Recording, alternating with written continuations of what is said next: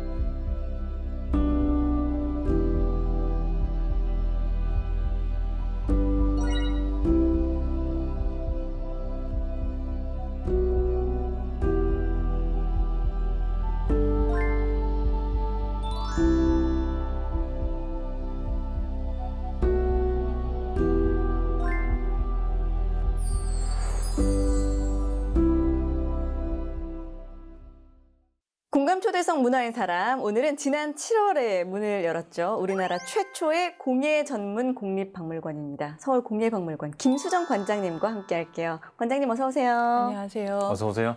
먼저 문화인 공감 시청자 여러분께 직접 인사 부탁드립니다. 네, 안녕하세요. 저는 서울공예박물관 관장 김수정입니다. 국악방송을 통해서 여러분들께 인사드리게 돼서 기쁘고 반갑습니다. 네, 지난 7월에 문을 열었다고 앞에서 소개해드렸는데 8월에 취임을 하셨고 이제 석 달 정도가 지났어요. 네네. 어떻게 지내셨나요? 네, 국내에 처음 생긴 공예박물관이다 보니까 사전 관람 기간임에도 이제 불구하고 국내에 이제 많은 그 박물관, 미술관 관계자분들 그리고 귀빈들 또 일반 관람객들 많이 찾아주고 계세요. 네. 그래서 3개월 동안 거의 하루에 한 최소 2차례 이상씩 저희 전시 라운딩을 함께 하다 보니까 자연스럽게 다이어트가 됐어요. 네, 그리고 지금은 이제 정식 개관일이 이제 11월 29일로 이제 정해져서 네. 개관식 개최 준비하고 있고요. 그리고 새로운 전시 그리고 교육 프로그램 기획 그리고 뭐 문화상품 또 준비 그리고 또 관람객들이 또 이용하시는데 불편함이 없도록 환경들을 개선하는 그런 작업들을 저희 동료들과 함께 진행하고 있습니다. 네. 7월에 문을 열었는데 지인들의 SNS로 보니까 10명 중에 1명의 배경이 서울공예박물관이더라고요. 그렇습니까? 그 정도로 인기가 많은데 네. 서울공예박물관은 이런 곳이다. 관장님께서 직접 소개해 주신다면은. 사실 우리 서울공예박물관 같은 경우에는 우리 일상 속에 또 우리 곁에 너무 가깝게 있어서 그것이 예술인지조차도 인식하지 못했던 그런 예술, 그 공예의 가치와 아름다움을 본격적으로 이제 조명하는 박물관입니다. 네. 그래서 그 이제 기능성과 함께 그 아름다움을 동시에 갖고 있는 작품들, 또 뭐 일부는 물건들이라고도 하죠. 그 물건들과 함께 그 쓸모 있는 아름다움의 이제 근원이 되는 재료들 그리고 제작 과정, 기술 그리고 또 이제 그 관련된 지식 또 제작 그 환경이나 생태 이런 전 과정을 저희가 전체적으로 조사 연구하고 또 수집하고 또 전시하고 교육으로 또 풀어내는 그런 작업들을 하는 곳입니다. 저희 소장품만 해도 5세기 가야 때 제작됐던 그 오늘날 정말 머그컵하고 너무나 비슷한 그런 그 토기 컵부터 시작해서 네.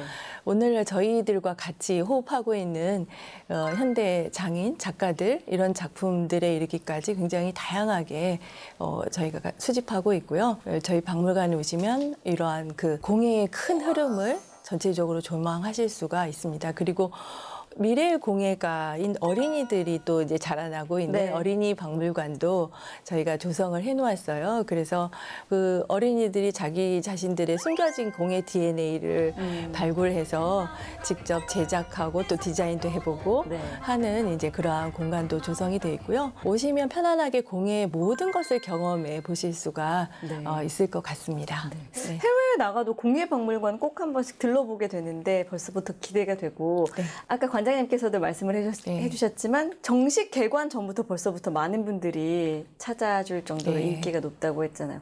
종로구 안국동에 위치를 네. 하고 있는데 네. 사실 그 박물관 터가 역사적으로도 굉장히 의미가 깊은 곳이라고요. 네. 소개 좀 해주세요.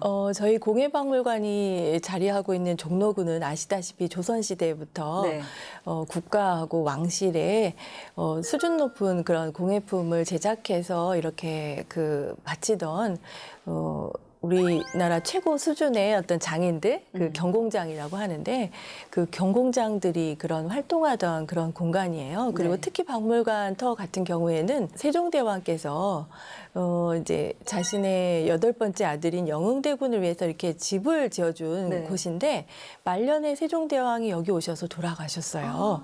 그 당연히 이제 그 다음 뒤를 잇는 문종대왕이 저희 박물관 터에서 이제 즉위도 하셨고요. 그 이후로 사실 순종 때까지 조선 왕실의 역대 공주, 왕자, 옹주 뭐 이런 분들이 계속 거주하고 또 혼례도 올리던 이제 그런 좀 유서 깊은 장소입니다. 그러니까 그 공예품이 제작되기도 하고 또 소비되기도 하던 중요한 현장이기 때문에 이제 그런 곳에 저희 박물관이 들어선 것은 굉장히 의미가 크다라고 생각이 되고요. 네.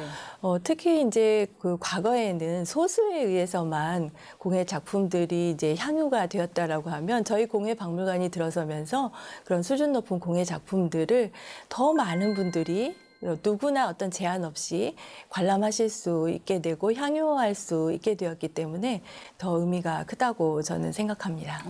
앞서 네. 우리나라 최초의 공예품 전문 박물관으로 소개를 해주셨는데 네.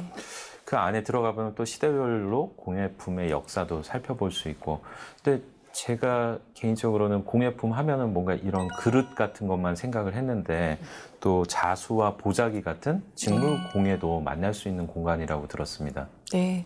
그 직물은 공예가 아니라고 생각하시는 분들도 있는데요. 사실 뭐 우리의 그 생과 사 그리고 의식주의와 관련돼서 그 굉장히 밀접한 그런 공예의 한 분야예요. 네. 특히 이제 직물 공예 같은 경우에는 그 봉건 시대에 제약을 많이 받았던 그런 그 여성들이 자신의 그런 생각, 그런 또 느낌 이런 것들을 정말 그 바늘로 한 땀 한 땀 정말 수놓아서 그 만든 어떤 병풍이라던가 그리고 자투리 이런 천들을 하나하나 이어서 만든 이런 보자기 작품들을 이제 보게 되잖아요.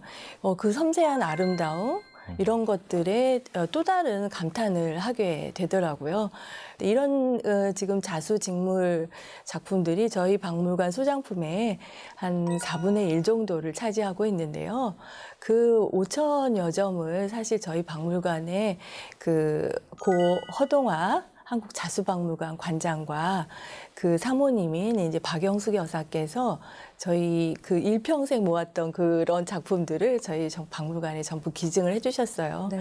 그래서 저희가 그런 기증의 큰 뜻을 이제 좀 기리고자 저희가 상설전으로 그 자수보자기 전시를 하고 있고 또 그 작품들을 체계적으로 또 보존하기 위해서 보이는 수장고를 만들어서 그 안에서 어떻게 작품들이 보존되고 있는지를 관람객들이 직접 눈으로 보실 수 있고 또 수장고에서 나오는 학예사를 자연스럽게 만나게 되면 또 이야기도 할 수 있는 네. 이제 그런 공간이 조성되어 있기 때문에 와서 전시와 이런 수장고 한번 꼭 봐주셨으면 좋겠습니다. 네. 특히 또 주목해 볼 만한 소장품 가운데 하나가 네. 은제 이화 문합이라고 할 수 있을 네. 것 같은데요. 대한제국 황실 의례용 공예품으로 네. 국가 등록문화재로도 지정이 돼 있다고 하는데 어떤 네. 작품인가요? 대한제국 그 황실 어떤 그 큰 행사 때, 특히 제례 때 많이 사용이 되던 건데요. 네. 그 국물이 있는 탕을 담던 이제 그릇이라고 볼 수가 있겠고요. 대한제국이 공예 문화를 진작시키기 위해서 이렇게 그 후원했던 한성 미술품 제작소라는 곳에서 이제 제작을 했습니다. 네. 그런데 근대기에 우리나라에 처음 도입된 어떤 프레스 기법을 동원해서 그 그릇의 형태를 만들고 우리 전통적으로 좀 이렇게 계속해서 전승되어 오던 이제 조이질로 대한제국 황실 문양인 그 오약곤 문양하고 또 이제 길상여의 뭐 이런 문자들을 일일이 장식 문양으로 또 새겨 넣었어요. 이렇게 사실 제작된 것으로는 국내에서 아마 지금까지 남아 있는 것으로는 최초인 것으로 확인이 되고 있고요. 네. 그 희귀성 또 가치 이런 것들이 인정이 돼서 최근에 국가 등록문화재로 등록됐습니다. 네. 이렇게 다양한 전시가 열리고 있는 네. 곳인데요. 또 한편으로는 체험 프로그램도 운영되고 있다고 네. 들었습니다. 최근에는 공예 재료와 문양, 색상을 주제로 그 전시와 연계한 공예 가방을 네. 개발하셨다고 했는데요. 이것은 어떻게 개발을 하게 됐나요? 모두가 참여하는 박물관 그리고 이제 모두를 위한 박물관을 조성하기 위해서 사실 다양한 교육 프로그램들을 그 저희 박물관 개관 준비 작업할 때부터 그렇게 해서 기획해서 지금 실행을 해오고 있는데 공예 가방 같은 경우에는 사실 그 장애를 가진 그러한 그 학생들이 제작에 참여해서 굉장히 더 의미가 있다라고 생각이 되는데요. 저희 큐레이터들이 직접 이제 올해 3월부터 7월까지 학교를 그 경운학교라고 저희 박물관 근처에 있는 학교인데 네. 거기 찾아가서 중학교 3학년에 해당이 되는 학생들과 직접 워크숍을 하면서 이제 폐기된 거대한 천을 이렇게 재활용해서 그러니까 업사이클링해서 공예 가방을 만들었어요. 또 이제 저희 공예박물관 대표 소장품의 어떤 기술이라든지 아름다움을 보여줄 수 있도록 공예 교구들을 이제 제작을 해서 그걸 담아서 이제 지금 저희 박물관에 이제 방문하시는 관람객들이 그걸 직접 들고 저희 박물관의 이제 소장품들을 직접 이렇게 꼼꼼하게 더 재미있게 살펴볼 수 있게 그렇게 했어요. 네. 그 안에 저희 공예박물관 탐험을 하실 수 있게 공예 지도도 들어있고 그 워크북 역할을 하는 이제 노트도 들어있고 또 루페도 들어있어서 작품들을 가까이에서 이렇게 정말 들여다보기도 하고 그 가치들에 대해서도 조금 더 새로운 관점에서 보실 수 있게 이제 그렇게 운영하고 있습니다. 네. 자, 박물관의 중요한 기능 중에 하나가 또 전시품을 보는 것뿐만이 아니라 역사 기록과 연구라고 할 수 있을 텐데요. 서울공예박물관에서는 지난 9월에 최초로 이동식 아카이브를 네. 개발했다고 합니다. 네. 한국공예상자라고 하는데 네. 어떻게 구성이 되어 있나요? 네, 공예는 사실은 그 최종 작품이 공예품하고 같은 말은 아니에요. 그래서 사실은 그것을 이제 제작하는 기술 또는 제작하는 과정까지를 아울러서 크게 아우르는 그런 큰 개념이라고 볼 수가 있어서요. 그런 각 분야의 재료들이 어떻게 최종 작품이 되어가는가 그 과정을 정말 시각적으로 또 이렇게 즉각적으로 알 수 있도록 그래서 그 한 표본들을 제작을 해가지고 그걸 하나의 상자, 이동할 수 있는 상자 안에 이제 담았습니다. 네. 그래서 저희가 가장 먼저 이제 작년부터 올해에 이르기까지 한 게 백자이고요. 그래서 조선 시대부터 시작해서 이제 근대에 이르는 그런 백자의 흙부터 시작해가지고 기법들, 문양들, 또 제작 과정 이런 것들을 한 140여 개의 이런 그 표본으로 제작해가지고 상자에 담았는데 이렇게 정말 밑에 바퀴를 달아서 어느 곳이든지 사실 이동해서 볼 수 있게 되어 있고 또 심미적으로도 굉장히 아름다워서 네. 앞으로 전시나 교육에 다양하게 활용될 수 있을 것 같고요. 또 가장 특징적인 거는 손으로 직접 만져볼 수 있게끔 했기 때문에 좀 더 그런 공예의 이런 그 특징들을 조금 더 실감나게 체험할 수 있을 것 같습니다. 예. 오늘은 관장님으로 나오셨지만 그 전에는 수집 연구 네. 과장으로 근무를 네. 하셨다고 들었는데 네. 개관하기 전부터 그러면서 준비 과정에 쭉 함께 해오시다가 이렇게 관장으로 취임하셔서 뭐랄까요, 좀 그 소회라고 할까요? 소감도 남다르실 것 같습니다. 네. 사실 큐레이터로 일들을 하지만 사실은 박물관 하나를 사실은 짓고 이렇게 개관하는 경험을 하는 경우는 일생에 한 번 올까 말까 그렇죠. 그런 좀 드문 일인 것 같아요. 그런데 그러한 드문 기회가 저에게 또 주어져서 뭐 한편으로는 좀 마음이 무겁기도 했지만 네. 이렇게 그 개관을 하고 보니 굉장히 또 보람되게 생각이 되고요. 저희가 그 인증샷에 그 성지가 됐다 뭐 네. 이런 이제 말씀도 하시긴 하셨지만 개관 당시에 그런 이제 그 인기에 너무 그 머물지 않고 앞으로 계속 지속 가능하게 이제 발전할 수 있는 그런 박물관이 될 수 있도록 공예 관련한 이러한 그 담론들을 끊임없이 생산해내고 또 이렇게 발신해낼 수 있는 그러한 또 문화예술기지가 될 수 있도록 노력할 예정입니다. 네. 아무래도 처음부터 전 과정을 함께 하셨기 네. 때문에 누구보다도 서울공예박물관에 대한 애정이 크실 것 같아요. 관장님께서 꼽는 우리 공예 문화의 특징과 뭐 매력을 꼽자면 네. 어떤 걸까요? 그 유네스코 세계문화유산에 등재된 창덕궁에 가시면 네. 그 자연 훼손을 최소화하고 그러니까 인공을 또 이렇게 크게 가하지 않은 그런 아름다움에 굉장히 사람들이 그 매력을 느끼잖아요. 네. 우리 공예도 사실 뭐 일반화하기는 조금 사실 위험 부담이 좀 따르긴 하지만 그러한 계산되지 않은 계산 이런 데서 나오는 굉장히 그 자연스러움 이런 부분들이 우리 공예가 가진 특징이 아닌가 또 생각을 합니다. 네. 네. 서울공예박물관이 이제 문을 연 지 넉 달 네. 정도가 지났고 곧 개관식을 앞두고 있는데 관장으로서 또 하고 싶은 것들이 네. 많으실 것 같아요. 네. 앞으로의 계획 좀 들려주세요. 네. 저는 세계로 뻗어가는 박물관 그리고 공예가 일상 속으로 좀 더 깊숙하게 침투될 수 있게 뒤에서 뒷받침하는 그런 박물관이 될 수 있게 좀 하고 싶습니다. 네. 그래서 저희가 잘 만든 전시 그리고 컨텐츠들이 세계 사람들에 의해서 끊임없이 소비될 수 있게 그렇게 할 거고요.